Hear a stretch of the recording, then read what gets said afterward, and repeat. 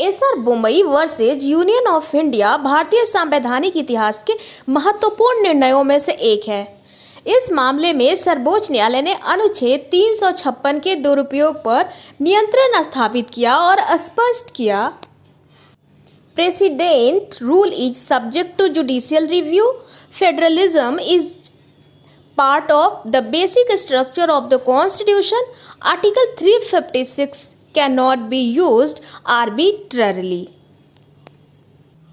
Article 356 में ये प्रावधान है कि प्रेसिडेंट रूल इम्पोज्ड होगा when the constitutional machinery of A state fails.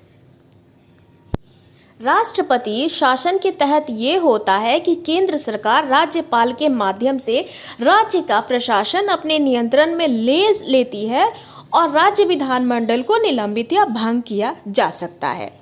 क्योंकि अब संवैधानिक तंत्र के विफल होने की स्थिति में राज्य में राष्ट्रपति शासन लगाने का अधिकार अनुच्छेद 356 में दिया गया है। इसे संसद के दोनों सदनों द्वारा 2 महीने के भीतर अप्रूवल इसको मिलना आवश्यक है।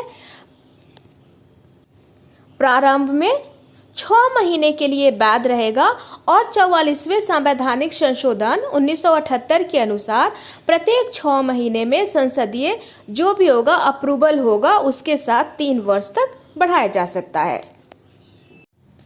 एसआर बोमई का केस इसी पर है और वो एक लैंडमार्क जजमेंट है, इसलिए इसको जानना बहुत ज़रूरी है आपके लिए।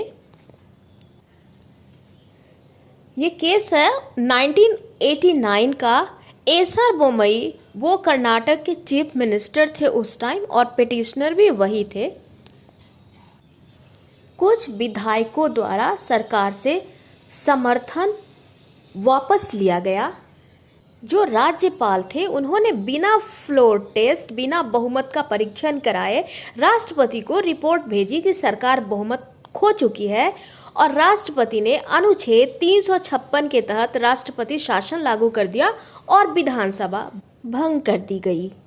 इसे सुप्रीम कोर्ट में चुनौती दी गई। ध्यान रखिएगा कि कर्नाटका का जो हाई कोर्ट था उसने इस डिसमिसल को अपहेल किया था। इसमें सवाल ये था कि does the president have absolute discretion under article 356?